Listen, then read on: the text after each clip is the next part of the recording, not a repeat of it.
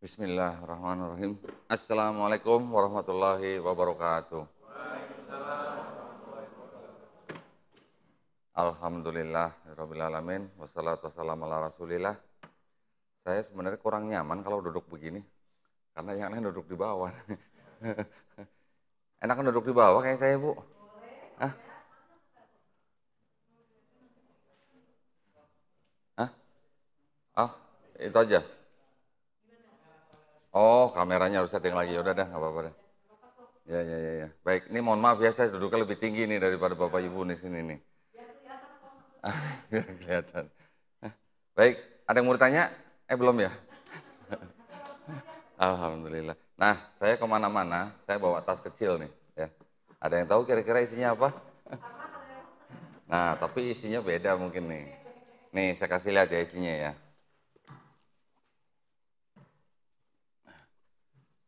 Ini biar kata segini juga lumayan berat ini. Bu Yeni udah pernah lihat ini. Udah, udah. Nah, tuh isinya ini nih tuh. Isinya Bible nih. Kenapa saya kumpulin Bible nih? Nah, nanti saya ceritain ya kenapa ya.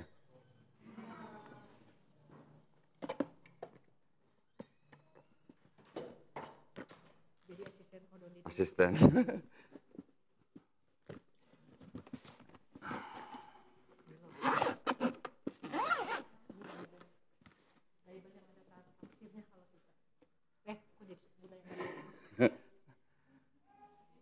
Baik, perkenalkan nama saya Dondi Tan. Tan itu adalah marga ya Pak ya. Tan itu marga. Kalau bahasa Mandarinya atau bahasa Hokiannya, marga itu sei. Ya. Jadi kalau saya marganya Tan, berarti saya sei-nya Tan gitu. Jadi bisa dibilang Dodi setan gitu. Tapi bukan syaiton ya. Bercanda nih, bercanda. Baik, senang sekali bisa berada di eh, Masjid Darussalam ya, Kota Wisata. Atas undangan Ibu Yeni, Mualaf Center, saya bergabung juga dengan Mualaf Center yang namanya Yayasan Pembina Mualaf At-Tauhid ya, atau yang dikenal dengan channel Graha Mualaf. Yayasan Pembina Mualaf At-Tauhid ini berpusat di Surabaya. Ya, kami juga melakukan hal-hal yang sama persis yang dilakukan oleh Mualaf Center Darussalam. Kami juga membina para mualaf-mualaf dan kami sudah mempunyai wilayah kerja di seluruh Indonesia. Kami membagi Indonesia menjadi 8 wilayah. Ya. Dari mulai Aceh sampai Lampung, Lampung Jawa Barat, kemudian Jawa Tengah, Jawa Timur, dan Bali, kemudian Nusa Tenggara Barat, Nusa Tenggara Timur, Kalimantan Barat, Kalimantan Tengah, Kalimantan Timur, Sulawesi Utara, Sulawesi Selatan, Maluku, dan Papua. Kira-kira kenapa kok kita membagi Indonesia ini menjadi 8 wilayah? Kira-kira kenapa? Ada yang tahu nggak? Ternyata kami mengikuti pola daripada gereja. Gereja-gereja di Indonesia itu juga membagi Indonesia menjadi 8 wilayah. Wilayahnya sama dengan yang kita bagi di Indonesia itu. Itu adalah wilayah-wilayah mereka dalam mereka melakukan yang disebut dengan kontekstualisasi C1 sampai C6. Nah, ya, mungkin ada yang belum dengar kali ya. Itu adalah misi daripada kristenisasi di Indonesia. Nah, kenapa mereka kok melakukan hal-hal seperti itu? Ya, mereka memang Kristen memang agama misi ya. Saya berasumsi di sini semuanya mualaf ya, yang duduk di sini. Betul, semuanya mualaf. Kecuali yang itu dua itu ya. Kalau Mas ini kayaknya bukan mualaf nih yang lagi makan nih. Mualaf juga bukan? Mualaf juga. Masya Allah. Semuanya. Kecuali ibu dan anak sama dua kameramen itu ya. Bapak juga bukan mualaf? Bukan ya? Alhamdulillah. Islam keturunan tapi sudah bersandar. Alhamdulillah. Jadi kalau boleh saya tahu, apakah semuanya berasal dari Nasrani? Betul? Semua dari Nasrani? Oke. Saya juga mantan mualaf. Saya bersahadat tahun 2014. Saya juga berasal dari Nasrani. Dari bayi Saya sudah dibawa nenek saya ke gereja. Mungkin kalau tadi dengar Ibu Khadijah dari perut ibu sudah dibawa ke gereja, Ibu ya. Masya Allah. Nah, saya merasa bersyukur sekali hari ini kita bisa berjumpa di tempat ini. Kita masih diberikan nikmat yang sangat luar biasa, yaitu nikmat Islam. Kenapa nikmat Islam itu kok nikmat yang paling luar biasa? Karena nikmat Islam adalah nikmat yang tauhid. Kita semua paham ya tauhid ya. Tauhid artinya kita tidak menyekutukan Allah Subhanahu wa taala dengan suatu apapun, dengan manusia, dengan uang, dengan jabatan, dengan kekayaan, ya, dengan harta dan lain sebagainya. Artinya kita tidak menyekutukan Allah Subhanahu wa taala sebagai pencipta kita dengan sesuatu apapun gitu ya. Kenapa kok kalau kita tidak menyekutukan Allah Subhanahu wa taala dengan suatu apapun, itu adalah nikmat yang paling tinggi. Karena dengan kita tidak menyekutukan Allah Subhanahu wa taala dengan suatu apapun, itu sudah menjadi jaminan buat kita. Itu adalah jalan yang paling lurus gitu.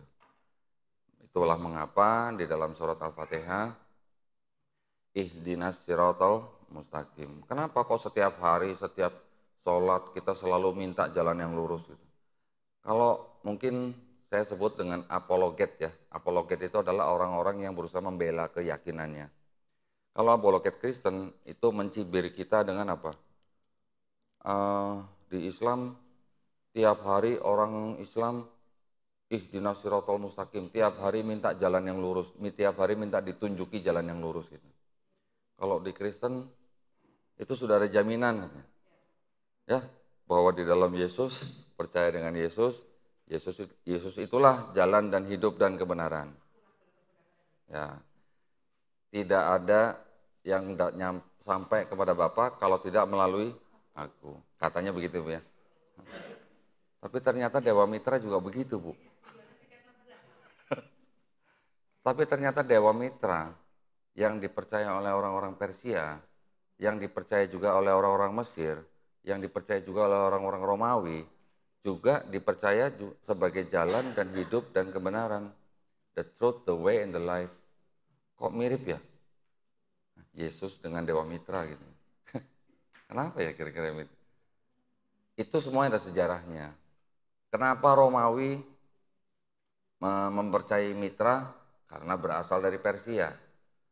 Kenapa Persia mempercayai Triad atau tiga Tuhan yang satu? Karena mereka juga bagian daripada daerah yang disebut dengan daerah yang apa ya? Ada Sumeria, ada Babilonia, ada Persia, ada Mesopotamia di dalam bagian itu. Itu semua daerah itu memang mereka mempercayai triad, tiga kesatuan, yaitu tiga Tuhan yang satu sama dengan tiga gitu. Itu ditularkan ke Yunani, Romawi. Romawi dapatnya dari Yunani. Yunani kuno sampai ada filsuf-filsuf seperti kita kenal mungkin ada Plato, ya, nanti punya murid namanya Philo, ya, nanti ada murid lagi turun ke bawah-bawah terus sampai ke apa namanya? Yang berkecimpung di daerah Palestina dan Alexandria Mesir. Mereka semua mempercayai bahwa pribadi daripada Tuhan itu dibatasi hanya dengan angka 3. Kenapa cuma 3? Kenapa enggak 4? Kenapa enggak 5? Kenapa enggak 10 gitu? Kenapa enggak 100 gitu ya? Ternyata menurut seorang filsuf Yunani yang terkenal yaitu Aristoteles, dia mengatakan menurut orang-orang Pitagoras, pernah dengar ya Pitagoras ya? Menurut orang-orang Pitagoras, alam semesta ini dibatasi dengan 3, yaitu awal, tengah, akhir. Sehingga kami, kata Aristoteles nih, sehingga kami menggunakan hukum alam semesta itu untuk menyembah dewa-dewa kami. Nah, ya, itu perkataan dari filsuf Yunani.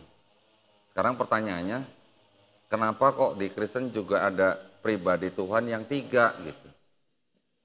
Kira-kira kebetulan nggak ya? Kira-kira kebetulan nggak yang sana 3, sini 3, Kristen juga 3 gitu. Nah, sepertinya oke lah, anggap aja kebetulan gitu ya. Tetapi ada lagi. Eh, di Yohanes 6 ayat 51 sampai 54 dikatakan bahwa pada waktu perjamuan kudus ya, Bu Khadijah ini kayaknya hafal nih dengan ayat-ayat ini nih. Ini saya bacakan tujuannya apa? Supaya bapak-bapak dan ibu ini yakin bahwa di dalam Bible ini ternyata banyak adopsi dari ajaran-ajaran paganisme. Ada yang tahu ya paganisme? Ajaran yang menyembah dewa-dewa tadi itu ya, yang 333 itu. Di dalam Yohanes 6, 51, 54 dikatakan apa? Inilah tubuhku dan darahku. Ya, dilambangkan dengan roti dan anggur. Barang siapa yang makan tubuh dan darahku, gue udah ketawa aja tuh. Mereka memperoleh hidup yang kekal. Oke? Di Mesir ada yang namanya Osiris. Osiris, tubuh dan darahnya juga dilambangkan dengan roti dan anggur. Itu ada di enkripsi-enkripsi di Mesir.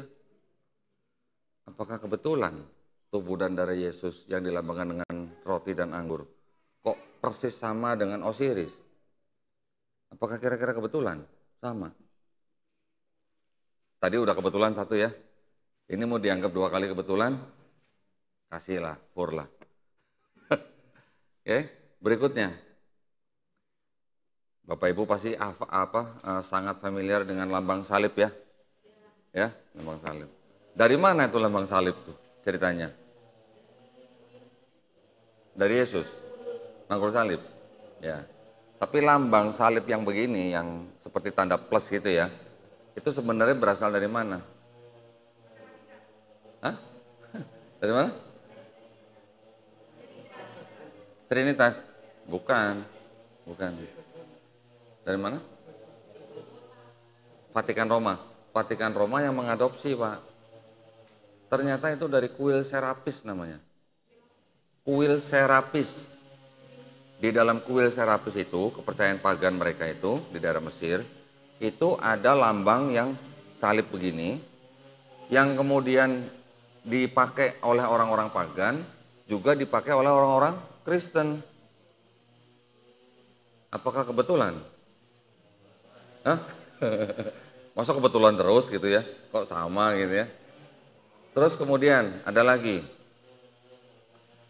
Di dalam Markus pasal 1 ayat 1 itu dikatakan apa?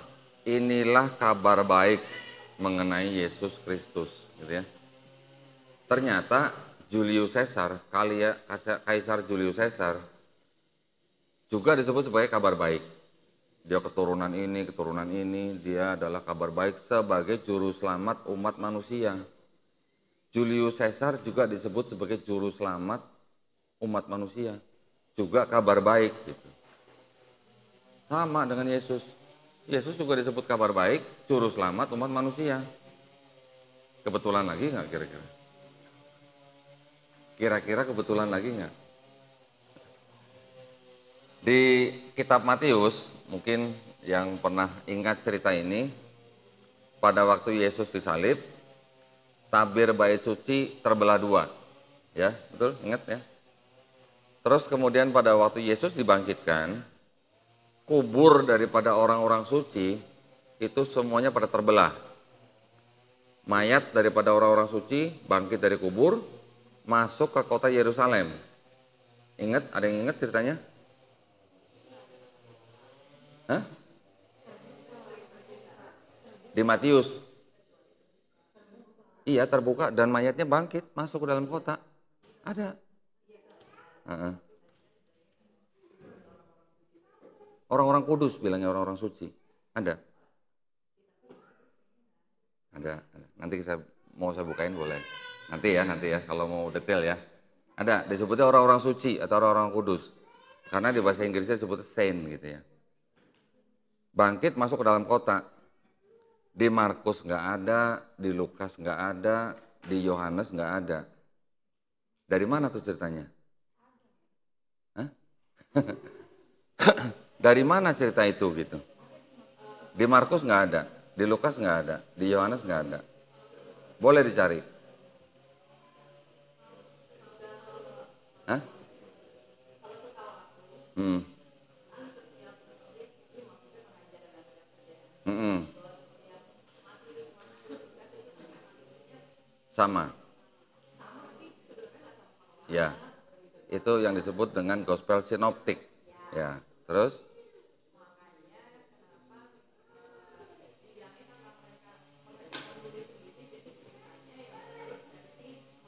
gereja.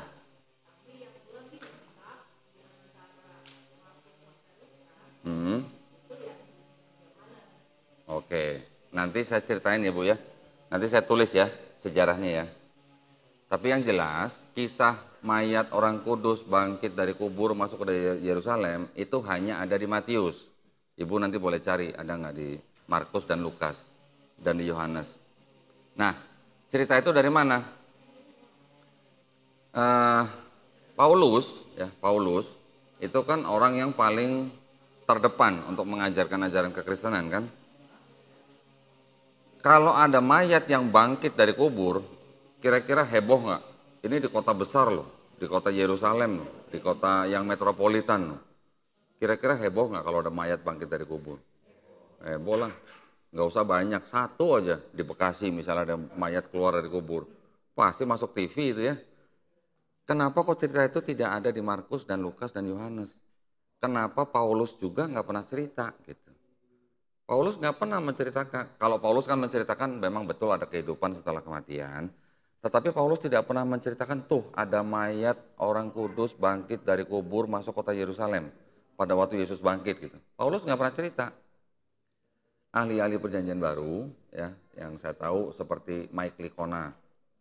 Dia mengatakan bahwa cerita itu adalah cerita yang aneh. Nanti ada lagi Profesor William L. Craig. Dia juga sarjana ahli perjanjian baru yang sangat terkenal. Dia juga mengatakan yang percaya dengan cerita itu hanya orang-orang konservatif katanya. Ternyata cerita itu berasal dari Festival Antesteria. Festival Antesteria itu berasal dari Yunani kuno. Yang memperingati kebangkitan orang-orang mati masuk dalam kota. Terus kira-kira kebetulan nggak itu Matius menceritakan itu? Kok sama dengan festival Antesteria gitu? Mau kebetulan berapa kali gitu ya? Jadi sudah sangat banyak cerita-cerita di dalam Bible yang ternyata memang mengadopsi daripada konsep ketuhanan yang menyembah triad ya atau tiga tapi satu. Jadi memang dari Sumeria, Babilonia, Persia, bahkan India dengan Trimurtinya, kemudian di Mesir, kemudian di Eropa, sampai ke Eropa Utara, semua daerah itu memang menyembah Tuhan yang triad, tiga tapi satu, satu sampai tiga gitu. Nah, bagaimana dengan di Arab Saudi? Pada zaman sebelum Quran diturunkan. Di sekeliling Ka'bah juga banyak kan patung-patung berhala kan? Dari mana itu? Itu juga ekses daripada kepercayaan orang-orang di sekitar situ. Ya. Ada seorang pedagang suku Quraisy di Arab Saudi pada saat Nabi sebelum menerima wahyu, dia kalau berdagang ngambil barang di Persia, jalan ke Persia jauh, ambil barang dijual di tanah Mekah. Waktu di Persia, dia melihat orang-orang sana menyembah patung. Dia tanya, kenapa nih kok menyembah patung gitu? Mereka mengatakan bahwa menyembah patung ini dianggap sebagai perantara gitu, pengantara gitu. Antara manusia dengan Allah supaya doanya cepat dikabulkan katanya. Dibawalah nih satu patung nih dari Persia nih, pulang ke tanah Mekah, taruh di depan Ka'bah. Lama-lama karena Ka'bah ini adalah tempat ziarah yang umum buat orang-orang zaman itu, yang datang juga banyak pedagang. Akhirnya karena ada satu taruh patung di situ, yang lain pada ikut-ikutan. Sampai ada berapa? 360 patung. Nah, tetapi apakah sebenarnya orang-orang Quraisy yang pada saat itu menjadi penguasa Mekah, apakah mereka tidak tahu Allah? Mereka sebenarnya sudah tahu Allah. Bahkan orang tua, kakek Nabi Muhammad SAW juga sudah tahu Allah. Bahkan apa namanya? Ayahnya Nabi Muhammad SAW namanya siapa? Abdullah, ya kan? Abdullah artinya apa? Hamba Allah. Artinya mereka sudah mengenal Allah sebenarnya. Tetapi karena masuk paham-paham paganisme itu, akhirnya mereka membiarkan. Jadi akhirnya mereka mengadaptasi gitu ajaran-ajaran paganisme dari luar Arab Saudi. Ya. Maka setelah Nabi Muhammad SAW menerima Quran, menerima wahyu, akhirnya menegaskan bahwa la ilaha illallah, makanya patung-patung itu semuanya dihancurkan pada waktu Fatu Mekah, gitu ya. Nah, kembali ke tadi yang kebetulan-kebetulan itu, ya, kita akhirnya bisa menyimpulkan bahwa sepertinya tidak kebetulan kalau Kristen itu menyembah Tuhan yang mempunyai 3 pribadi. Ya. Karena di lain tempat semuanya itu juga sama. Cuman di dalam Bible memang detailnya jauh lebih bagus gitu. Detailnya. Ya. Maka Allah Subhanahu wa taala menurunkan ayat di surat At-Taubah ayat 30 mengatakan bahwa apa? Kaum Yahudi menyebut Uzair sebagai putra Allah. Kaum Nasrani menyebut Isa sebagai putra Allah. Mereka melakukan itu karena mereka mengikuti perkataan orang-orang kafir sebelumnya. Nah, siapa orang-orang kafir sebelumnya nih? Yaitu tadi, yang dari Sumeria sampai ke Mesir, yang di Romawi sampai ke Eropa Utara gitu. Itu gitu, ya. Karena memang ada kepercayaan yang seperti itu, akhirnya diikuti oleh orang-orang Nasrani dan orang-orang Yahudi. Oke. Saya mau menjelaskan sedikit ya tadi mengenai yang Matius, Markus, Lukas, Yohanes ya. Bentar ya.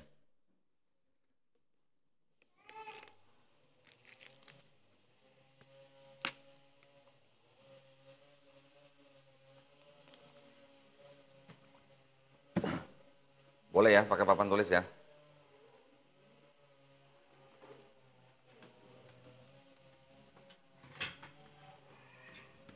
Ya.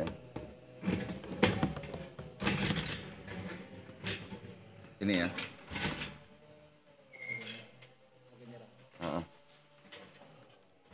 Ininya ntar cukup. Spidolnya ada nggak ya? Spidolnya ada nggak Bu? Ada spidol Bu?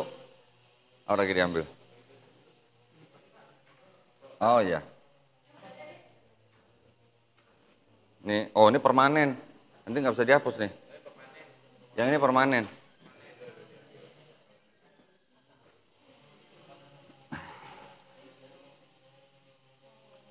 Nah, memang kita mungkin mendapatkan hidayah Allah daripada Allah Subhanahu wa taala itu mungkin caranya berbeda-beda ya, pasti ya.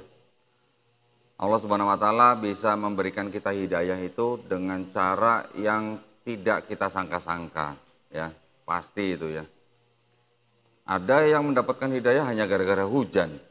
Melihat hujan bisa jadi muslim. Ada yang macam-macam, ada yang gara-gara mungkin melihat sesuatu di alam semesta ini yang ternyata ini adalah bukti daripada Allah Subhanahu wa taala menciptakan alam semesta gitu. Ya. Ada juga yang melalui pembelajaran atau riset-riset. Ada yang melalui debat gitu ya. Saya termasuk yang akhirnya harus mengakui bahwa di dalam Bible ini seperti tadi saya bilang sudah ada paham-paham yang merupakan turunan daripada paganisme. Tidak semua, karena di dalam Bible ini kan ada perjanjian lama, perjanjian baru, betul ya? Kita nanti harus belajar juga perjanjian lama itu berasal dari kitab apa dan punya siapa. Ibu pernah tahu? Taurat turun ke Musa, ke Daud. Terus Amsal Salomo. Terus ya, ya. Tapi kitab-kitab itu punya siapa, Bu? Punya Kristen bukan?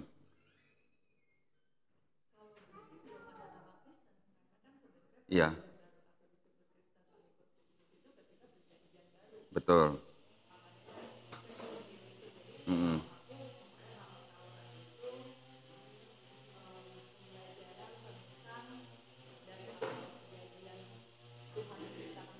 Mm-mm. Oh ya.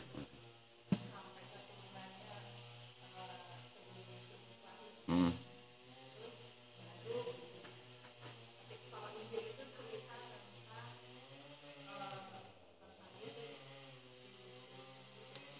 Mm. Oke, saya ceritakan dari awal aja deh ya. Ini alhamdulillahnya kita semua sudah mualaf. Alhamdulillahnya. Jadi kita sudah sebenarnya sudah tidak perlu apa namanya mengutak-atik Bible lagi. Kalau kita mau belajar Kristologi itu sebenarnya adalah fardu kifayah. Tidak perlu semua orang belajar. Tetapi kalau sudah ada yang belajar, termasuk saya ini yang menjadi garda terdepan untuk berhadapan dengan pendeta-pendeta atau misionaris-misionaris, baik di lapangan maupun di ruang debat. Saya yang akan mencari mereka untuk saya ajak debat gitu. Tapi buat Bapak Ibu, saya hanya ingin memberikan atau membagikan informasi apa itu Bible, dari mana, dan apa isinya gitu ya. Saya ceritakan begini. Kita mengenal yang namanya dengan Taurat ya. Atau dalam bahasa Inggrisnya itu Torah. Apa itu Taurat atau Torah?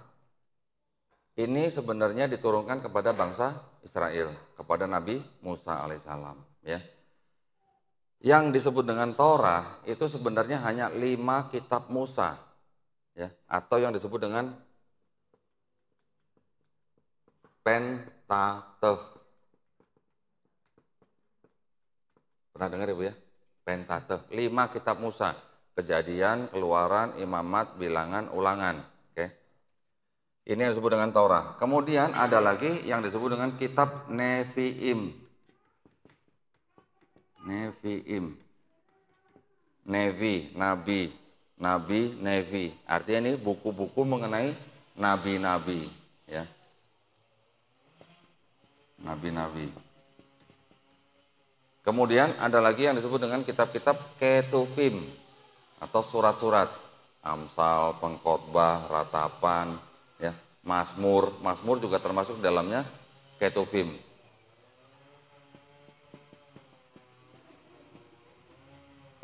Ketuvim.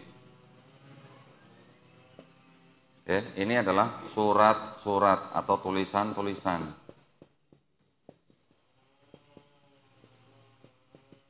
Oke, jadi ada Pentateuch atau disebut dengan Torah, Nevi'im atau kitab nabi-nabi, Ketuvim atau surat-surat atau tulisan-tulisan. Ini disebut dengan semua ini apa? Belum PL Pak, belum nih, masih jauh nih. Ini belum jadi PL nih. Ini disebut dengan apa? Tanakh. Nah, jadi Tanakh itu adalah singkatan dari Torah, Nevi'im, dan Ketuvim. Ini singkatan Tanakh gitu namanya ya.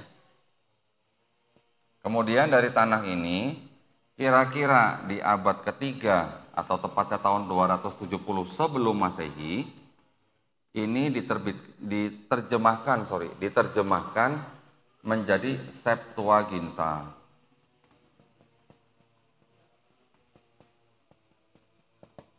Septuaginta.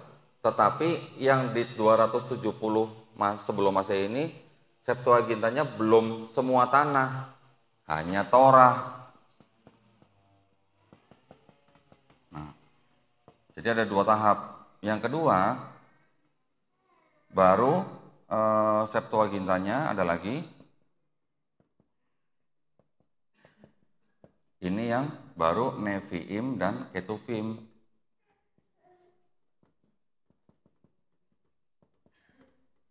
Nah, ini kira-kira dari tahun, ini dari sini ini sampai dengan ya, saya 132 sebelum Masehi. Nah, jadi ada 2 tahap nih Bu. Ada mulai Septuaginta yang hanya ini diterjemahkan di 270 sebelum Masehi. ada lagi yang Nevi'im dan Ketuvim juga diterjemahkan menjadi Septuaginta. Nah, yang menerjemahkan orangnya sama nggak? Ternyata beda. Yang ini oleh 72 rabi-rabi Yahudi, yang ini oleh Yahudi tidak diketahui siapa, tetapi yang sudah terpapar oleh aliran Helenisme.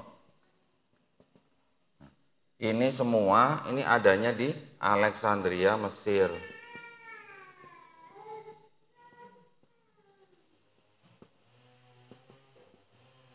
Nah,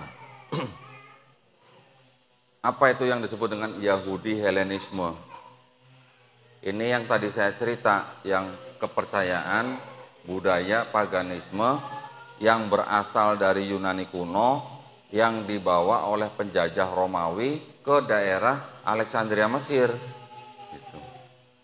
Jadi kalau setiap penjajah datang ke tempat jajahannya kan dia juga pasti bawa budayanya. Orang-orang yang dijajah itu bisa mengikuti budaya yang penjajah gitu. Sama seperti kita 350 tahun dijajah oleh Belanda, paling tidak ada sebagian masyarakat kita yang mengikuti budaya Belanda, pasti ya. Bahkan negara kita aja mengadopsi apa? KUHP, betul? Itu kan asal dari Belanda, gitu ya. Nah, jadi kurang lebih begitu. Sampai di sini, Septuaginta ini yang diterjemahkan dalam 2 tahap ini.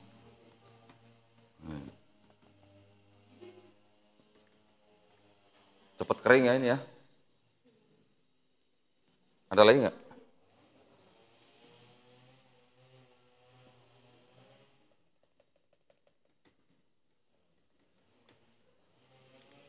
Cepet habis ini. Yang ini permanen.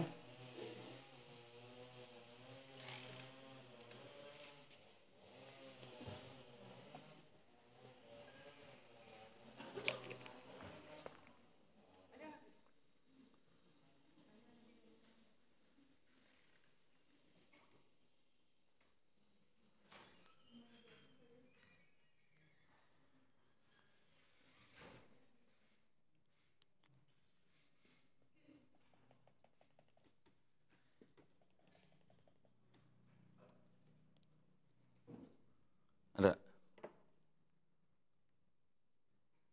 Nah, jadi Septuaginta yang diterjemahkan dalam 2 tahap ini yang akhirnya dipakai oleh orang-orang Yahudi pada zaman Yesus jalan-jalan di atas bumi ini. Mereka penulis-penulis daripada gospel, kita sebutnya gospel ya Bu ya, jangan Injil ya Bu ya. Kita sekarang sebagai orang Islam, jangan sebut ini sebagai Alkitab. Ini kan tulisannya apa? Alkitab. Kita jangan sebut ini sebagai Alkitab. Mereka mau nulis Alkitab silakan saja mereka gitu. Tapi kita sebagai Muslim jangan menyebut ini sebagai Alkitab. Kita sebut saja apa? Bible. Ya. Bible itu berasal dari kata biblos yang artinya kumpulan daripada buku-buku. Gitu ya. Kita sebutnya Bible. Nah di dalam Bible itu ada yang disebut dengan Matius, Markus, Lukas, Yohanes. Ya kan? Matius, Markus, Lukas, Yohanes itu sama orang Kristen sering disebut sebagai apa? Injil. Betul? Ya.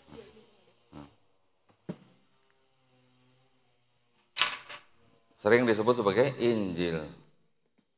Saya punya nih kitab Injil. Isinya perjanjian baru aja nih. Kita jangan sebut Matius, Markus, Lukas, Yohanes itu sebagai Injil.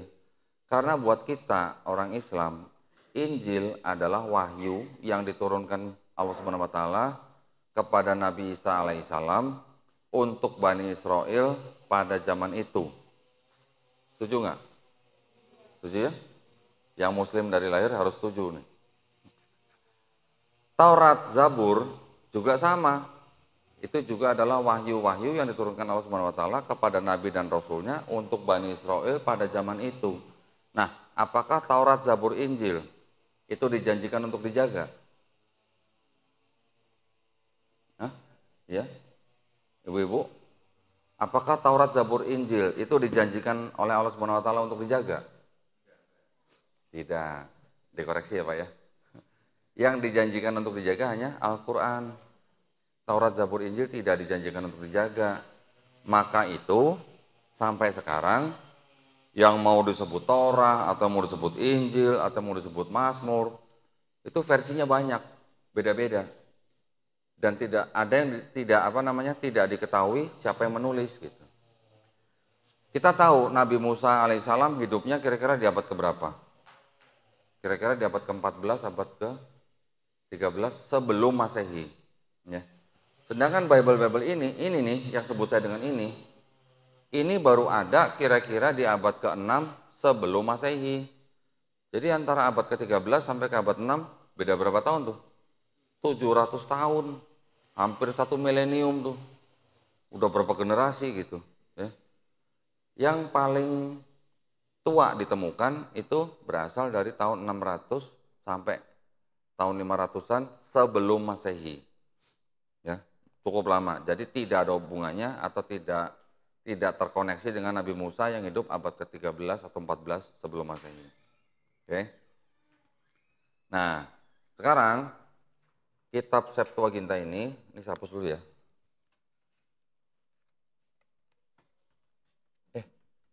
Nah loh, ini juga permanen ya?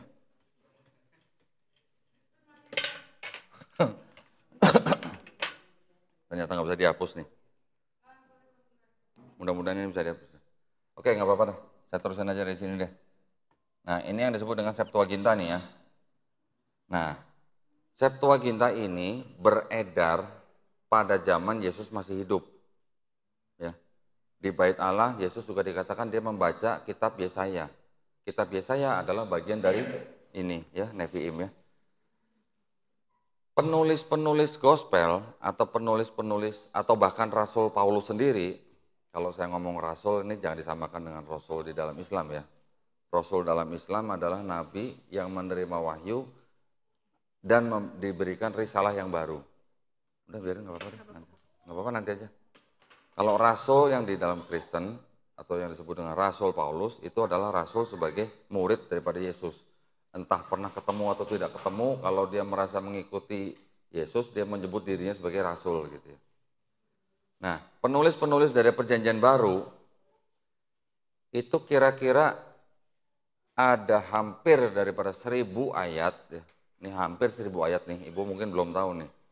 Atau tepatnya 937 ayat di seluruh Perjanjian Baru itu yang mengutip dari sini. Dikutip dari sini. Jadi kalau ada pernyataan penulis Perjanjian Baru itu diinspirasi oleh Roh Kudus, kita harus bertanya, diinspirasi oleh Roh Kudus atau diinspirasi oleh Septuaginta gitu. Saya dan teman-teman di Geraham Mualaf sudah mempelajari ayat-ayat apa saja yang dikutip dari Septuaginta. Nah, dari Septuaginta ini kemudian di abad keempat, ini melalui koreksi dulu ya.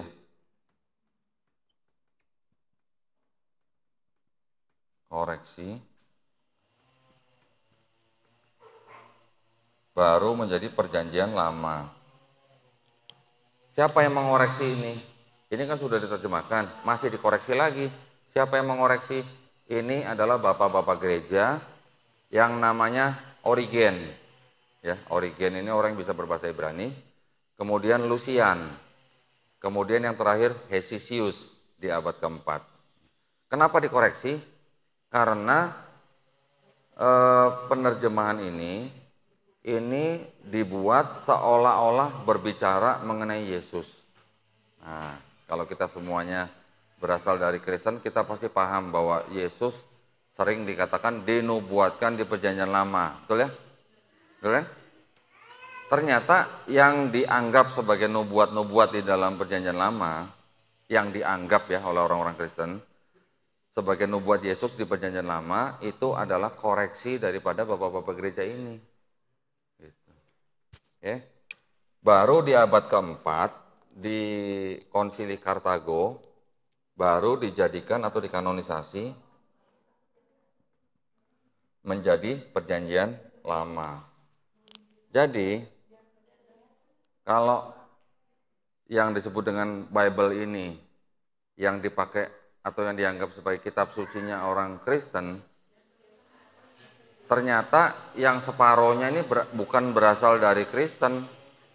Ini separohnya berasal dari siapa nih? Dari sini, dari Yahudi. Pertanyaannya, apakah tafsirnya orang Yahudi terhadap ini sama dengan tafsir yang di sini, yang punya Kristen? Ternyata beda. Orang Yahudi tidak akan bilang bahwa di dalam Torah, Nevi'im, Ketuvim ada nubuat buat Yesus Kristus. Tidak ada satupun gitu. Tapi kalau orang Kristen, karena penerjemahannya sudah diubah sesuaikan, sehingga Septuaginta atau Perjanjian Lama ini seolah-olah berbicara mengenai Yesus. Gitu.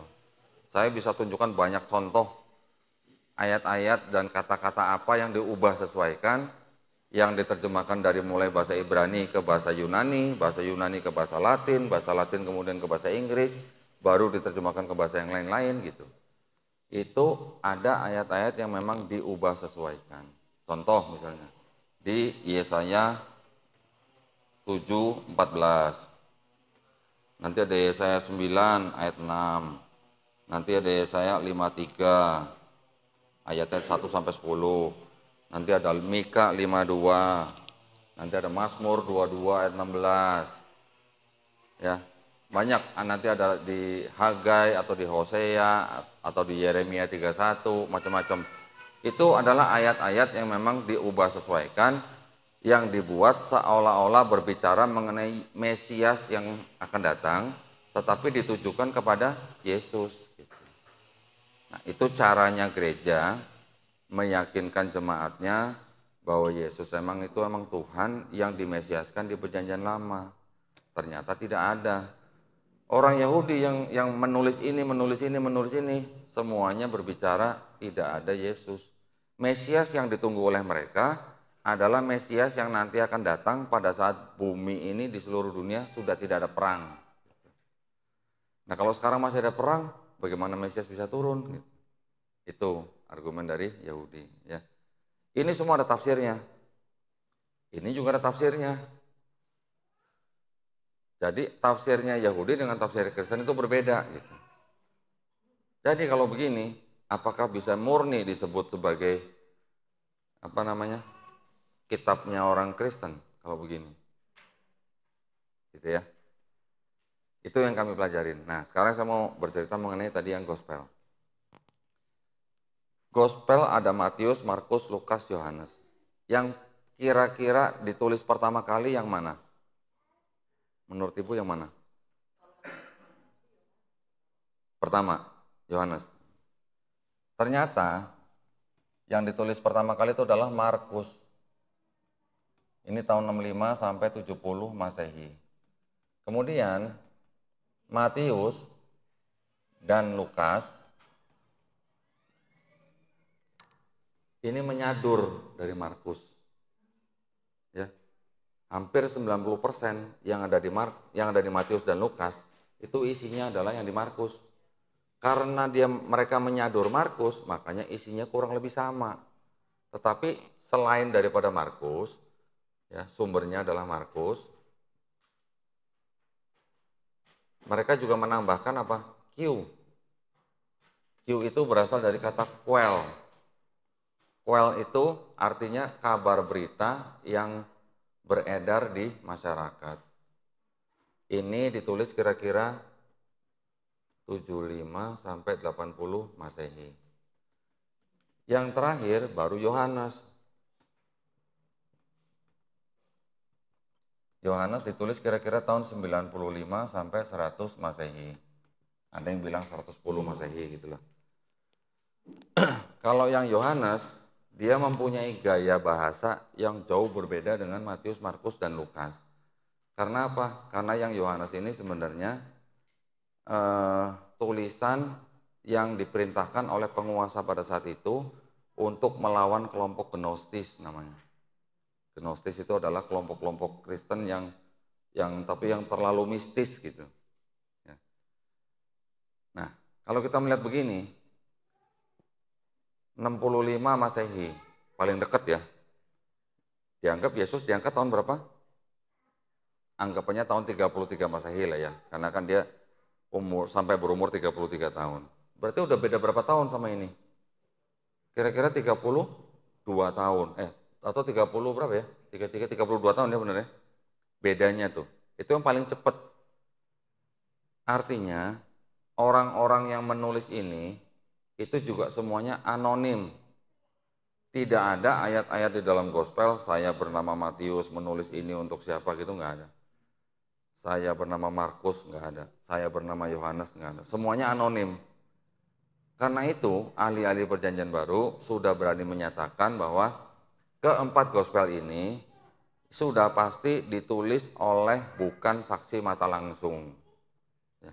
Artinya ditulis oleh orang-orang yang tidak pernah ketemu Yesus, ditulis oleh orang-orang yang tidak pernah jalan bareng Yesus, dan ditulis oleh orang-orang yang tidak pernah ngopi bareng Yesus. Gitu. Artinya orang-orang yang tidak pernah ketemu dengan narasumber langsung gitu.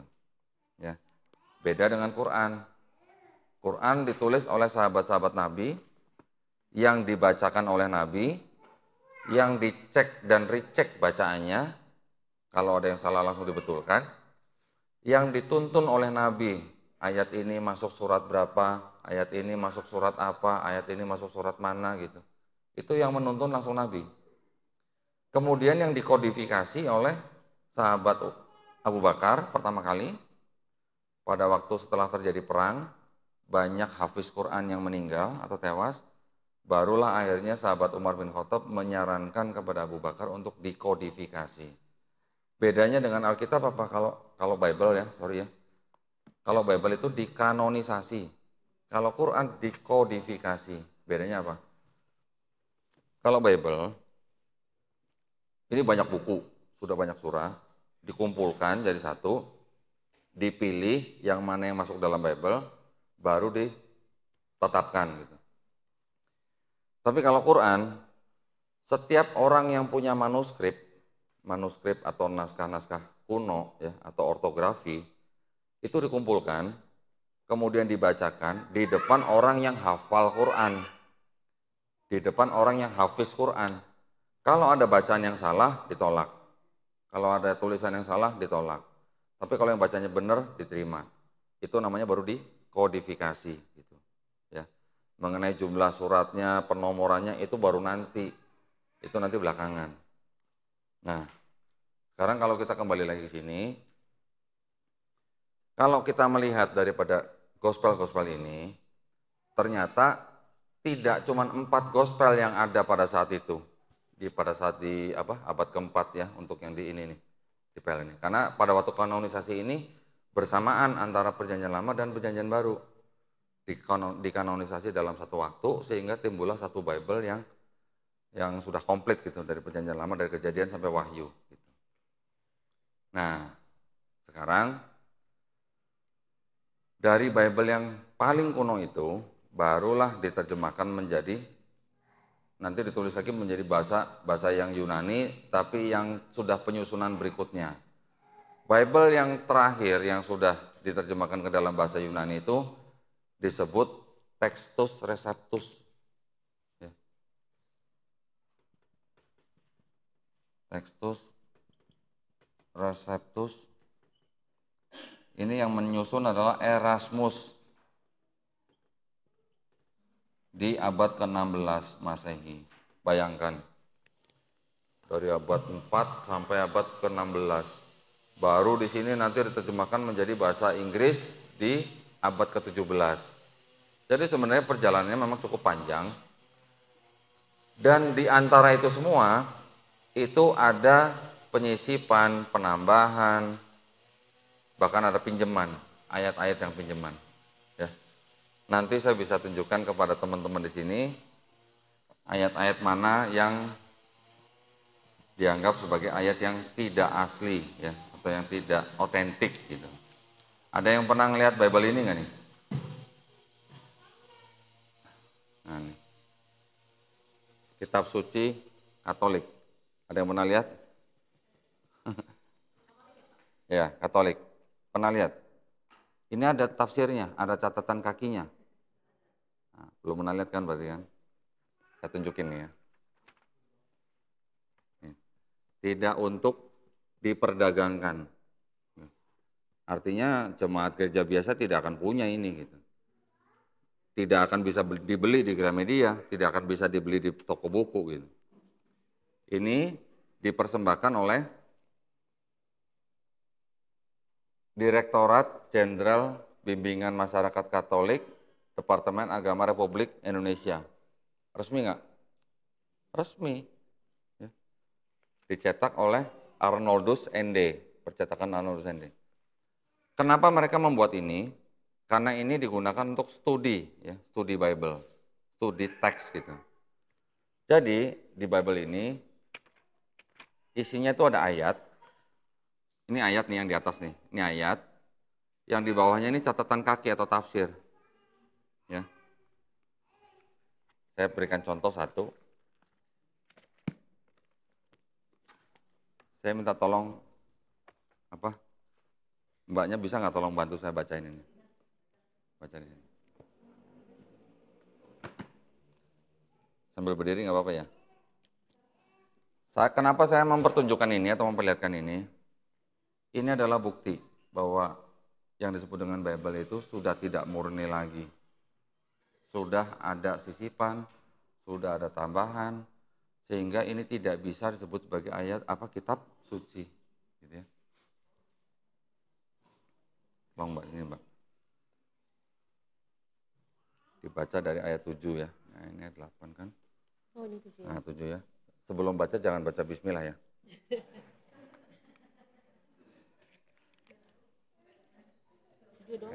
Ayat 7 sampai 8. Sebab ada 3 yang memberi kesaksian di dalam sorga, Bapa, Firman, dan Roh Kudus. Dan ketiganya adalah satu. Dan ada 3 yang memberi kesaksian di bumi, roh dan air dan darah, dan ketiganya adalah satu. Oke, makasih Mbak. Pak, saya deg-degan Pak megang.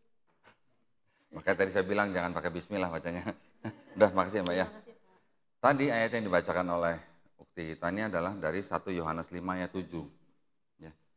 Ayat ini dianggap sebagai proof text atau bukti teks bahwa di dalam Bible ada ajaran Trinitas.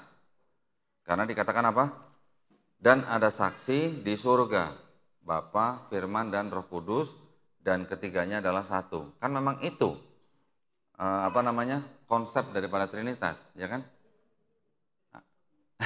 Itu malah, tapi kita harus salib. Nah, iya Mbak, sorry, catatan kakinya belum dibaca. Catatan kakinya belum dibaca. Lihat sini aja. Ya ada itu ya. Nah, ini yang kita harus tahu nih, catatan kakinya isinya apa nih. Ya, kalau itu tadi ayatnya, sekarang kita dengarkan catatan kakinya. Ibu Khadijah mungkin belum pernah denger ini nih pasti nih. Nah, baca dari sini. Sesaat ya? Sesat. Enggak, yang ini nih. Ayat 7 sampai 8. Jadi ini ada kata di dalam surga sampai dengan kata di bumi. Nah, ini baru catatan kakinya. Ayat 7 sampai 8 di dalam surga, di bumi. Bagian ayat ini tidak terdapat dalam naskah-naskah Yunani dan paling tua. Taruh dulu Pak. Terus? Santai aja. Kok jadi ini Pak? Terus? Ingat lalu. Ingat lalu. Ingat masa lalu. Dan tidak pula dalam terjemahan kuno, bahkan tidak dalam naskah-naskah paling baik di Vulgata. Vulgata itu adalah Bible pertama kali dalam bahasa Latin di abad keempat. Terus? Bagian ini kiranya asli sebuah catatan di pinggir halaman. Salah satu naskah terjemahan Latin yang kemudian. Kok nangis baca begini? Nggak tahu nih Pak, kenapa ini?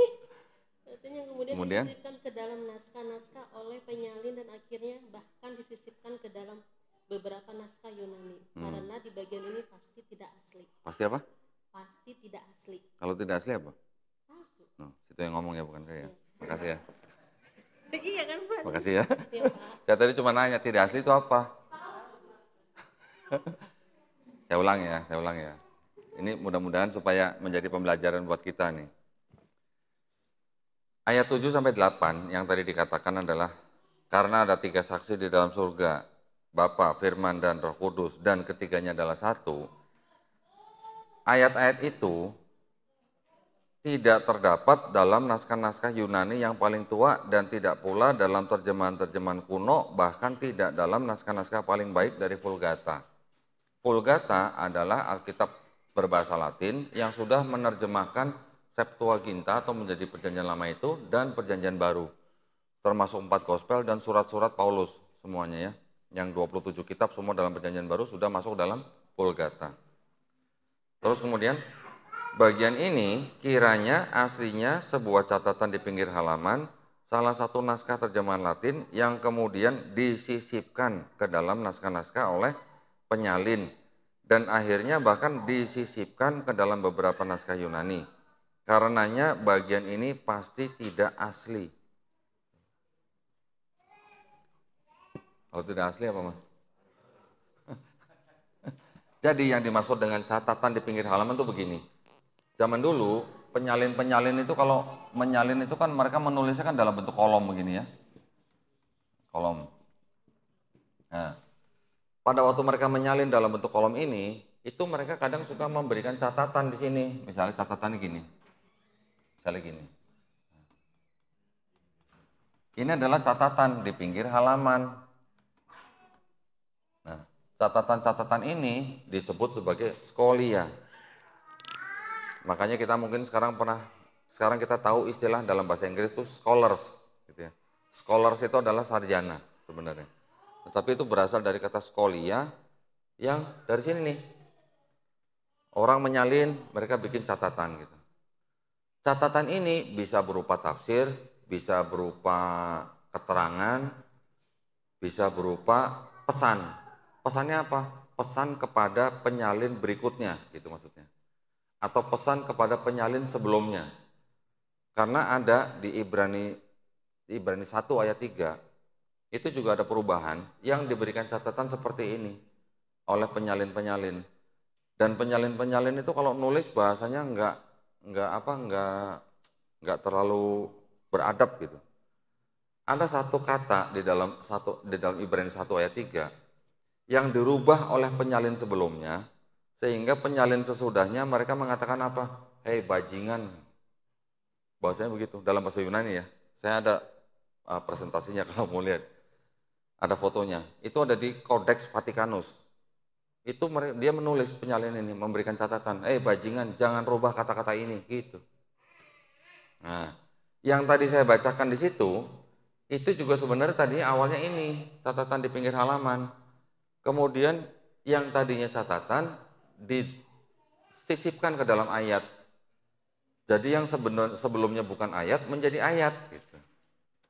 Makanya disebut ini pasti tidak asli. Nah, artinya apa sebenarnya saya mau memberikan ini? Artinya di dalam Bible itu sebenarnya tidak ada konsep ketuhanan Trinitas sebenarnya. Ya, ini bukti. Kalau orang atau pendeta bilang di dalam Bible ada bukti ajaran Trinitas, yaitu 1 Yohanes 5 ayat 7, saya bukain ini, udah diem dia pasti. Nanti ada lagi, satu lagi bukti ayat di dalam Bible yang dianggap sebagai bukti ajaran Trinitas, Matius 28 ayat 19. Ibu di handphonenya ada Bible? Matius 28, 19. Di situ dikatakan apa?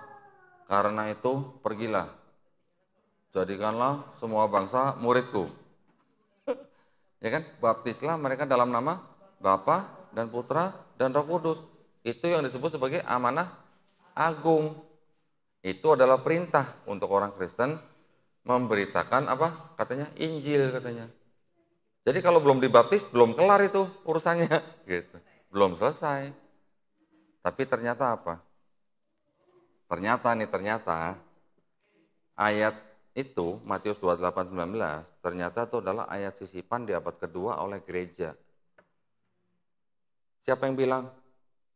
Ahli-ahli perjanjian baru, bukan orang-orang Islam yang bilang itu. Bahkan Katolik Ensiklopedia berani menulis ayat-ayat ini adalah tambahan di abad kedua. Kalau namanya ayat bisa tambahan, sisipan, tidak asli, bahkan pinjaman, Apakah bisa ini disebut sebagai kitab suci? Alhamdulillah Bapak Ibu sudah menjadi Muslim ya. Alhamdulillah. Kalau belum kita bisa bicara panjang lebar tuh ya kalau mengenai ini. Saya punya banyak bukti di dalam sini. Ayat ini pinjaman, ayat ini tidak asli, ayat ini seperti itulah macam-macam. Karena memang apa? Yang menulis saja tidak tahu siapa, yang menyalin juga tidak tahu siapa. Akhirnya jadinya begini. Ini adalah bukti bahwa ini adalah tulisan manusia atau karangan manusia. Jadi saya tidak mengatakan tidak ada firman Tuhan di sini. Saya masih berani bilang bahwa di dalam ini masih ada sisa-sisa firman Tuhan. Ya. Karena di dalam situ tadi yang di Pentateuch, Ulangan 6 ayat 4, Shema Israel, Adonai Elohenu, Adonai Ehad. Ehad ya. Ehad kita tahu Qul huwallahu ahad. Ehad, ahad, sebenarnya sama. Ya, ehad bahasa Ibrani, ahad bahasa Arab. Orang Kristen sekarang mengartikan kata esa itu bukan satu-satunya atau satu aja, tapi satu kesatuan gitu. Ya, satu kesatuan artinya tiga pribadi tapi satu hakikat gitu. Mereka mengartikan esanya seperti itu. Tapi kalau ehadnya orang Yahudi dengan ahadnya orang Islam itu sama persis. Kalau diterjemahkan Ulangan 6 ayat 4 itu la ilaha illallah. Bahkan perintah pertama di 10 perintah Allah kan juga sama. Jangan ada Tuhan lain. Nah, ya. Jadi di dalam ini sebenarnya masih ada sisa-sisa firman Tuhan masih ada. Tetapi sudah terlalu banyak campur tangan manusia sehingga sudah tidak bisa lagi dikatakan sebagai kitab suci. Gitu ya. Sampai di sini mungkin ada pertanyaan? Ya, ya Bu. Ya. Hmm. Hmm. Hmm. Kapan aja Bu, boleh Bu. Ya. Hmm.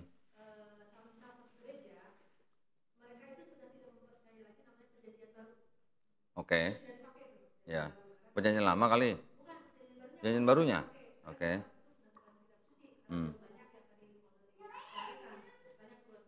Hmm. Oke. Hmm.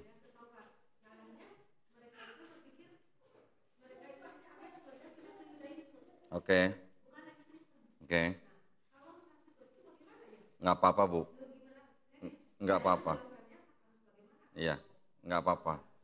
Ada beberapa teman saya dari kekristenan karena dia mau masuk Islam ada rasa gengsi, ada stigma buruk, ada konotasi jelek terhadap Islam.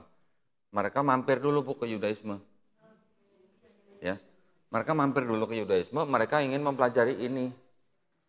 Oke. Yang ini sama ini mungkin tidak terlalu dibahas gitu ya kalau dalam Yudaisme ya. Yang penting adalah yang ini menurut mereka. Karena ini Torah adalah murni juga firman Allah katanya gitu. Oke, mereka belajar di sini. Iya, oke. Saya bilang nggak apa-apa, silakan. Tetapi nanti kalau mereka sudah belajar Yudaisme, baru saya ajak bicara lagi. Yudaisme ini saya tinggal tanya, ditulis oleh Nabi Musa atau bukan gitu. Mereka pasti akan bilang, oh iya ditulis oleh Nabi Musa. Saya tinggal bawa buku saya yang di studio saya. Bukti bahwa ini tidak ditulis oleh Nabi Musa. Yang di dalam, bahkan yang di dalam kitab sucinya Yahudi sendiri ya Bu ya. Itu terbukti tidak ditulis oleh Nabi Musa. Karena di dalam kisah perjalanan bangsa Israel, mereka ini kan dari semenjak apa ya, Mesir.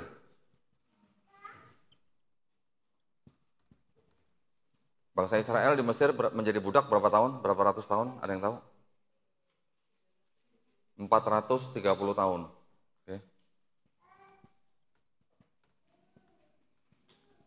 Kemudian setelah Mesir, mereka kan keluar dari Mesir, masuk ke dalam tanah Kanaan, menjadi bangsa merdeka, menjadi dipimpin oleh 12 hakim, kemudian mereka minta raja, diangkatlah Raja Saul, kemudian Raja Saul meninggal digantikan oleh Raja Daud, Raja Daud meninggal digantikan oleh anaknya Raja Salomo. Begitu Raja Salomo meninggal, kerajaan Israel terbelah menjadi dua kerajaan. Kerajaan utara, ke Israel Utara dan Israel Selatan. Oke. Kerajaan Israel Utara akhirnya direbut oleh Assyria. Israel Utara, Assyria, ini kira-kira di abad ke-8 sebelum Masehi. Kemudian setelah satu abad kemudian, hampir 2 abad sesudahnya, Assyria yang sedang menguasai Israel Utara dan kerajaan Israel Selatan atau Yudea itu semuanya dikuasai oleh Babilonia. Ini kira-kira di abad ke-7 sebelum Masehi. Kemudian setelah Raja Babilonia menghancurkan yang disebut dengan Haikal Sulaiman atau bait sucinya orang Yahudi yang pertama dibangun, mereka dikalahkan oleh bangsa Persia. Ini kira-kira abad 6 sebelum Masehi. Di abad ke-6 ini, bait suci yang tadinya dihancurkan boleh dibangun kembali oleh Raja Persia melalui Raja Darius. Dibangun lagi. Kemudian kira-kira di abad ke-4 mereka dikuasai oleh bangsa Romawi. Persia dikalahkan oleh Romawi. Ini kira-kira 4 sampai kira-kira abad 2 atau 3 ya, 2 lah ya, Masehi. Ini 4 sebelum Masehi ini. Oke, jadi bangsa Israel itu sudah mengalami yang namanya ratusan tahun berada di bawah penjajahan bangsa-bangsa lain. Dari mulai Mesir, Assyria, Babilonia, Persia, Romawi. Ini kira-kira nih Mesir yang seperti tadi saya cerita nih, Mesir, Assyria, Babilonia, Persia, Romawi, ada nggak yang percaya dengan ajaran Tauhid? Nggak ada. Inilah yang semua tadi mereka mempercayai ajaran-ajaran pagan, yang percaya ajaran triad gitu. Kira-kira ratusan tahun sebuah bangsa berada di bawah kekuasaan bangsa lain yang punya kepercayaan yang macam-macam gitu ya, yang pagan gitu. Kira-kira ada nggak orang-orang Yahudi yang terpapar? Hah? Pasti ada. Pasti ada lah. Samiri yang membuat patung sapi yang dijadikan berhala sudah menjadikan salah satu indikasi gitu bahwa dia sudah mengikuti ajaran pagan, ya kan? Di bawah Babilonia, apalagi Persia begitu juga. Akhirnya apa? Akhirnya di dalam bangsa Israel ini ada sebagian yang masih bertauhid, ada sebagian yang sudah terpapar. Nah, ada indikasi bahwa Kristen itu juga sebenarnya diciptakan oleh orang-orang Yahudi yang sudah terpapar Helenisme. Karena di dalam suku Yahudi itu selain daripada 12 suku utamanya, mereka juga punya kelompok-kelompok gitu. Ada kelompok Saduki, pernah dengar ya di Bible ada kan Saduki ya. Saduki itu adalah orang-orang Yahudi yang dekat dengan pemerintahan. Nanti ada lagi orang-orang Yahudi yang disebut dengan suku Farisi, pernah dengar ya? Farisi adalah orang-orang yang menjadi rabi-rabi gitu. Nanti ada lagi dengan suku Eseni. Eseni ini adalah orang-orang yang ya mereka religius tapi mistis gitu loh, banyak mistisnya gitu. Nah, ditengarai Kristen itu diciptakan oleh orang-orang Yahudi yang berasal dari suku Eseni ini, dicampur dengan kelompok lain gitu. Karena ada mistisnya, mereka percaya ada tiga pribadi dan segala macam. Itu gitu ya. Tapi maksud saya gini Bu, kalau ada orang yang dari Kristen mau ke Islam, terus dia mampir dulu ke Yudaisme, nggak apa-apa Bu, nggak apa-apa. Kita nggak usah paksakan langsung masuk Islam, nggak apa-apa. Suruh dia belajar dulu di sini, nanti kita bisa buktikan bahwa ini ternyata tidak ditulis oleh Nabi Musa alaihissalam. Karena di waktu di sini nih, nah ini ada hubungannya di sini. Pada waktu di Babilonia, ini sudah mulai timbul yang namanya sekolah-sekolah atau di Islam kita kenal dengan mazhab, ya. Kalau di Islam kita kenal Ada 4 mazhab ya, yang populer ya. Di sini juga mereka punya 4 mazhab nih Bu. Nah, 4 mazhab ini apa? Itu adalah yang disebut dengan Yahwis, yang kedua Elohis, yang ketiga adalah Deuteronomis,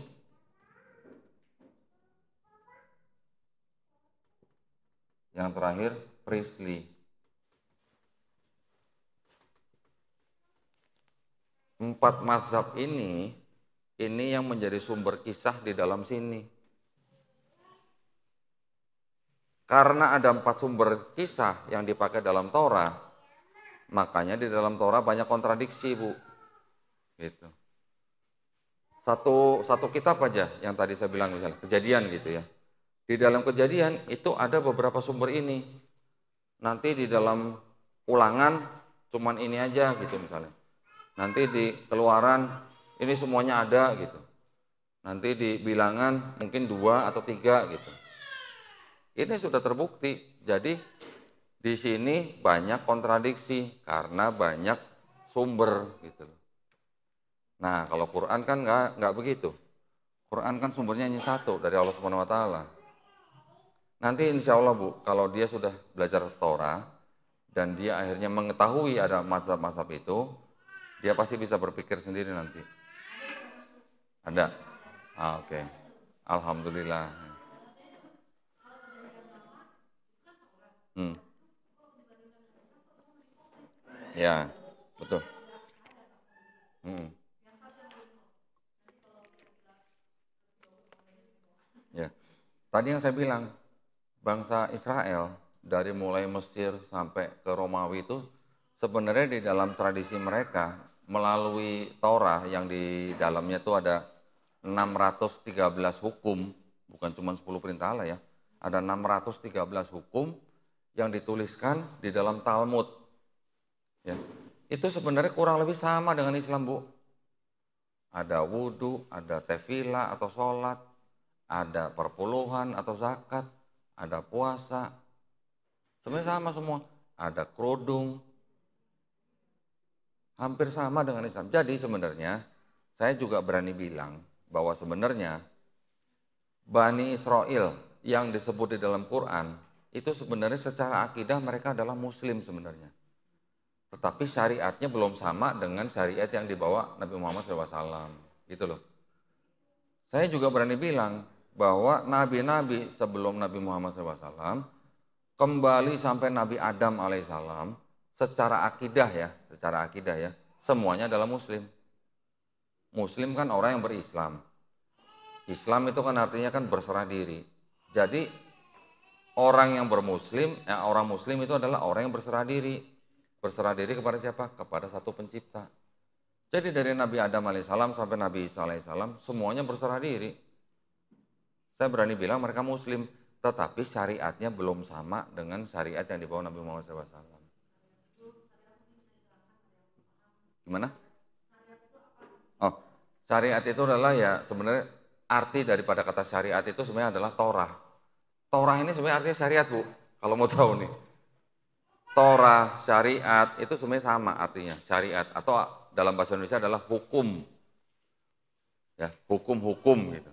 Jadi syariat itu ya yang kita sekarang sebagai muslim jalankan ya. Ada sholat, zakat, puasa, haji, kemudian bagaimana kalau orang melakukan kejahatan, mencuri, membunuh, memperkosa, hukumnya apa, berdagang dengan manusia yang lain, hukumnya apa, itu semuanya adalah syariat. Gitu. Nah, syariat-syariat yang diikuti oleh Nabi Adam alaihissalam, ke Nabi Nuh alaihissalam, ke Nabi Ibrahim alaihissalam, Nabi Musa alaihissalam, dan seterusnya, itu syariatnya masih berbeda-beda. Karena wahyu yang diturunkan Allah Subhanahu Wa Taala kepada nabi-nabi kita itu kan untuk masa tertentu gitu, tidak untuk sepanjang zaman gitu. Baru disempurnakan pada zaman Nabi Muhammad SAW. Ada lagi yang mau ditanya mungkin? Ya.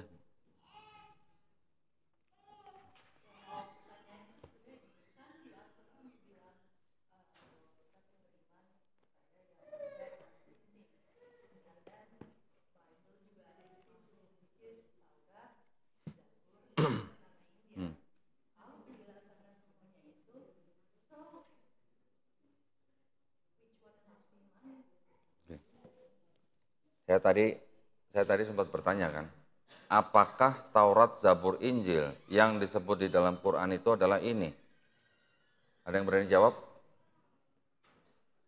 Apakah Taurat, Zabur, Injil yang disebut di dalam Quran itu apakah ini? Ada yang berani jawab nggak? Nggak ada? Hah? Nggak ada? Coba yang muslim dari lahir coba. Hah? Ya, ini ada tulisan Taurat, ada tulisan Injil, Bu.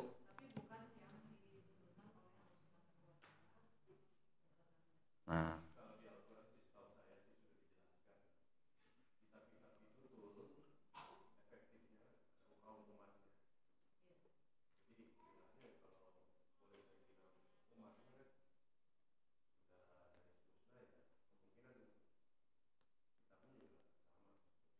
sudah tidak ada. Atau gimana? Oke, Bu, saya tegaskan ya, Bu ya. Yang disebut dengan Taurat, Zabur, Injil di dalam Quran, yang dibenarkan oleh Quran, itu bukan ini, Bu. Saya tegaskan bukan ini. Kenapa? Kita nanti bisa bahas secara ilmiah, bisa bahas secara akademis, kenapa Taurat, Zabur, Injil yang disebut dalam Quran itu bukan ini. Karena apa? Ini salah satunya adalah ini. Penulisan-penulisan, yang menulis itu orang-orang ini. Sekarang kita sebagai orang Islam, mudah-mudahan Bapak Ibu setuju dengan saya. Taurat, Zabur, Injil adalah wahyu-wahyu yang diturunkan Allah Subhanahu wa taala kepada nabi-nabinya dan rasulnya untuk Bani Israel pada zaman itu. Setuju apa enggak? Setuju ya?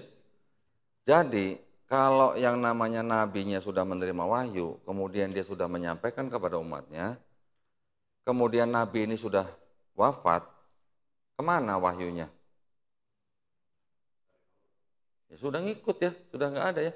Namanya wahyu, kalau wahyu itu kan kepada, sebenarnya kan gini, kalau kita manusia biasa bukan nabi, kita menerima sesuatu yang berasal dari Tuhan itu bisa disebut sebagai apa? Ilham, ya kan? Ilham untuk manusia bukan nabi, kalau untuk nabi disebut wahyu. Gitu. Nah kalau kita mendapatkan ilham, terus kalau kita sudah mati, kemana ilhamnya? Ya sudah hilang, gitu. Dan Taurat, Zabur, Injil di dalam Quran tidak dijanjikan untuk dijaga, Bu. Yang dijanjikan untuk dijaga hanyalah Quran. Nah, sekarang bedanya apa? Bagaimana caranya Quran dijaga? Apakah dengan buku-buku seperti itu? Apakah dengan software-software yang di handphone? Apakah dengan soft copy yang di komputer? Ternyata tidak. Quran dijaga melalui siapa, Bu? Penghafal Quran.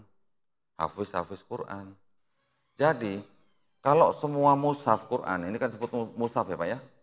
Ini mushaf Quran, terus kemudian soft copy yang di komputer, kemudian apapun lah yang berhubungan dengan Quran secara fisik, ya, baik hardware maupun software, semua di seluruh dunia dihapuskan atau dimusnahkan.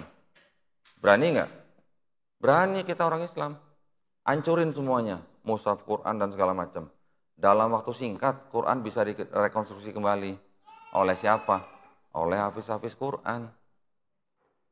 Begitu habis Quran kita kumpulin, berapa mereka suruh membacakan, tulis ulang, jadi Quran. Nah kalau ini, semua Bible, semua soft copy, semua di seluruh bumi dihancurkan atau dimusnahkan, bisa ada Bible lagi nggak? Tidak ada, karena tidak ada orang menghafal Bible. Tidak ada orang bisa hafal Bible. Nggak usah hafal satu kitab begini, satu lembar juga nggak ada yang hafal. Kalau Quran, kenapa orang bisa hafal Quran? Karena itu berasal dari Allah Subhanahu wa taala sehingga dimudahkan orang untuk menghafalnya. Gitu, Bu. Jadi kalau Ibu tanya tadi, yang mana yang harus diikuti? Ya, sudah dijelaskan dalam Quran bahwa kitab ini adalah kitab yang menyempurnakan kitab-kitab sebelumnya. Tetapi apakah yang namanya kitab itu harus berbentuk buku? Ternyata enggak juga, Bu.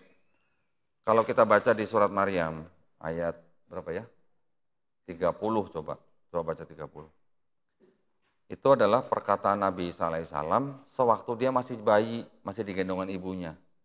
Pada waktu dia membela ibunya dari tuduhan orang-orang Yahudi bahwa dia berzina. Coba, bisa nggak Bu tolong bacain di surat Maryam ayat 30. Hmm. Hmm. Mm-mm. Mm-mm. Mm. Nabi Isa alaihissalam itu berkata pada waktu dia masih bayi, masih berada di gendongan ibunya. Dia mengatakan bahwa aku ini hamba Allah dan aku diberikan apa? Kitab atau dalam kurung Injil. Jadi apakah bayi itu menerima buku dari langit begini? Enggak dong, bukan begitu maksudnya. Yang disebut dengan kitab itu artinya bisa berupa hukum atau perintah atau ketetapan, gitu maksudnya. Untuk Bani Israel gitu. Tapi bukan berarti bayi terima kitab kedebuk gitu, bukan. Jadi yang namanya kitab Taurat, kitab Zabur, kitab Injil, itu belum tentu harus berupa buku. Zaman Musa apa udah ada buku? Udah ada kertas? Belum. Zaman Nabi Isa? Belum. Zaman Nabi Muhammad SAW aja belum. Gitu. Apalagi yang sebelum-sebelumnya. Jadi yang namanya kitab itu adalah bisa berupa hukum, ketetapan, perintah. Gitu. Mudah-mudahan. Hmm. Ya, iya.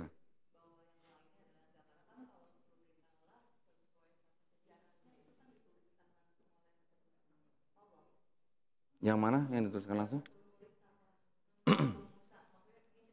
Iya, iya, iya. Hmm. Hmm.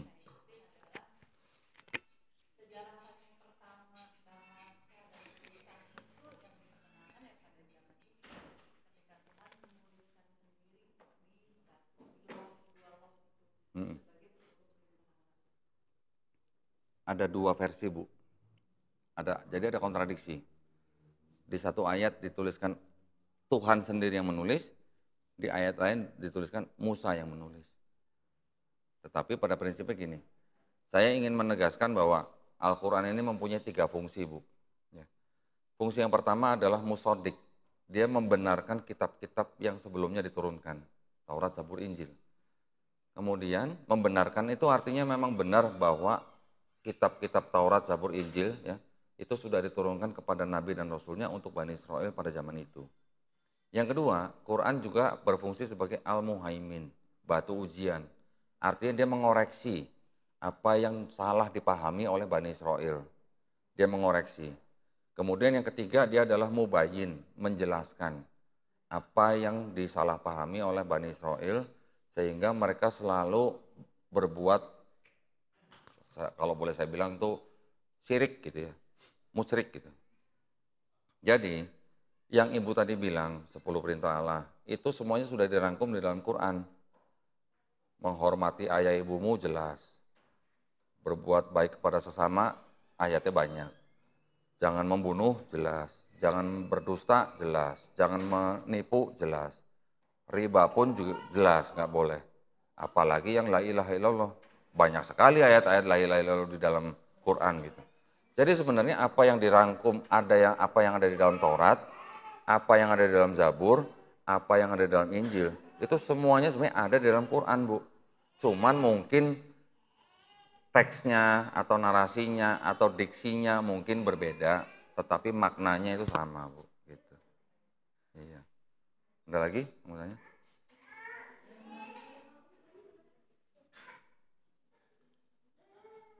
Ini udah masuk zuhur belum sih? Udah kan? Oh bentar lagi. Oke. Baik, ada lagi pertanyaan sebelum kita tutup? Silakan Pak. Waalaikumsalam.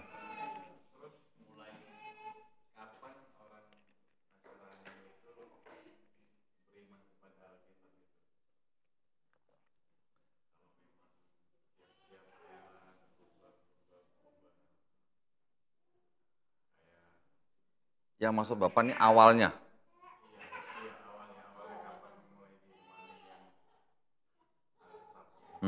Gini.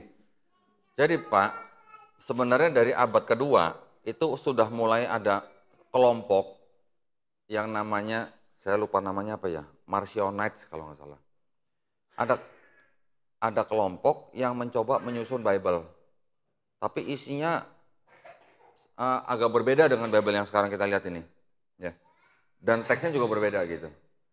Jadi di dalam kekristenan awal itu memang banyak kelompok-kelompok yang berbeda-beda. Pahamnya pun juga berbeda-beda. Dan itu berevolusi, Pak. Jadi Trinitas itu enggak serta-merta nongol Trinitas gitu enggak, Pak. Kita lihat dengar azan dulu ya. Saya lanjutkan sebentar ya, habis itu kita sholat ya Pak ya. Tadi pertanyaan Bapak, sejak kapan mereka mempercayai Bible gitu Pak ya. Bible itu sendiri baru dikanonisasi di abad keempat Pak. Akhir abad keempat, setelah beberapa konsili gitu. Nah, kenapa begitu lama baru dikanonisasi? Karena sebelumnya itu mereka harus berjibaku dulu dengan menetapkan atau memutuskan akidah mana yang diikutin gitu Pak. Karena banyak kelompok-kelompok gitu. Dan Trinitas itu yang sekarang dipegang oleh kelompok yang utama itu tidak serta-merta timbul menjadi akidah yang paling utama gitu Pak. Itu melalui evolusi gitu. Pertama-tama di abad-abad awal gitu Pak ya. Paham yang pertama timbul tuh paham doketisme. Ini yang mempercayai bahwa Yesus itu bentuk Tuhan di bumi gitu. Kemudian nggak lama dikalahkan oleh paham separatisme. Separatisme itu paham yang memisahkan.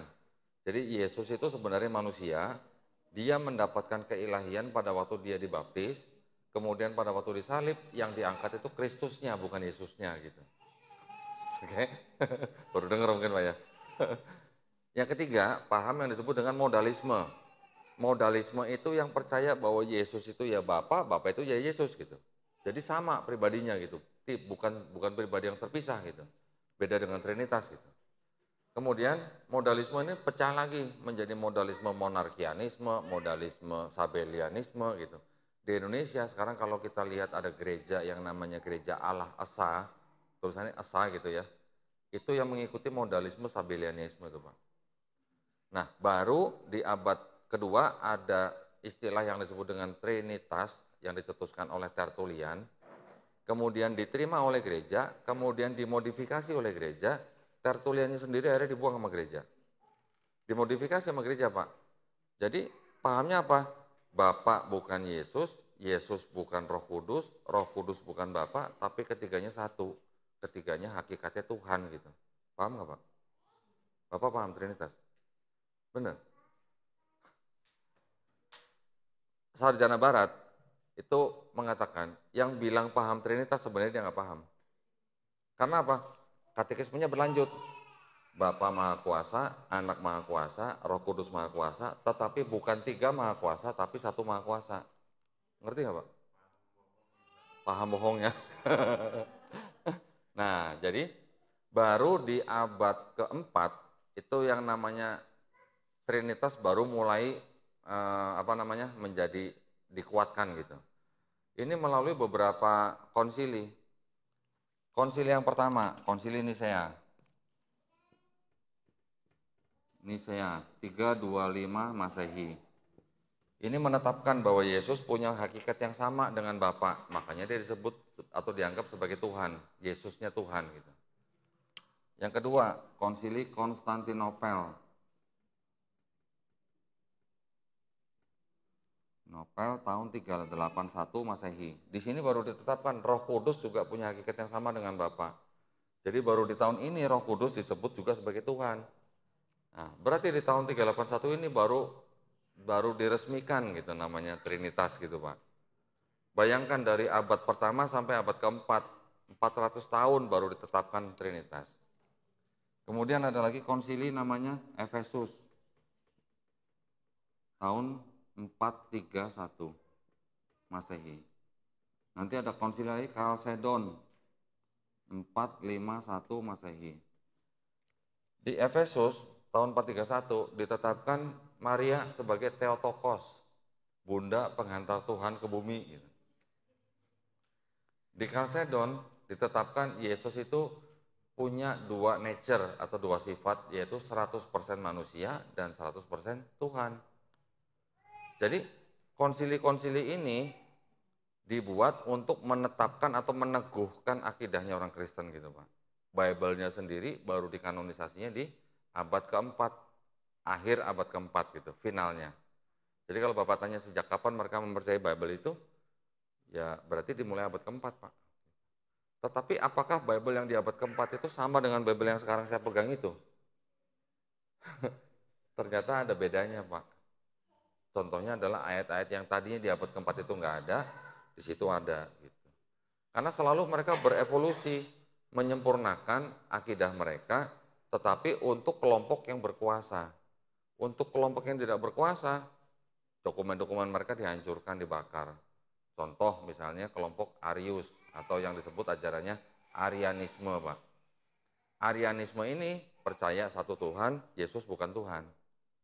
Yesus adalah hanya anak Allah gitu. Tapi sebutan anak Allah itu sebenarnya maksudnya adalah orang soleh gitu. Gitu ya. Cukup jelas ya mudah-mudahan.